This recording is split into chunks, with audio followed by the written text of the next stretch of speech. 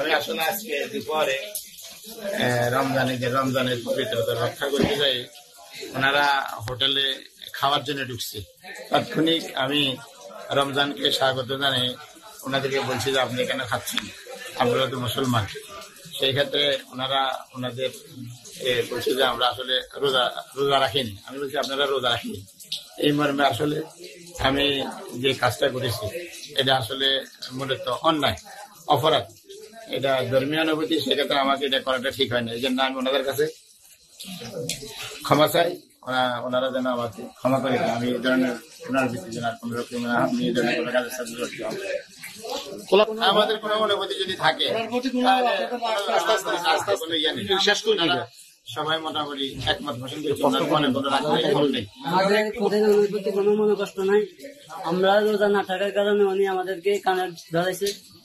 রমজানের পবিত্রতা রক্ষার জন্য আমরা ওনাদের প্রতি আমাদের কোনো মনে কষ্ট নাই।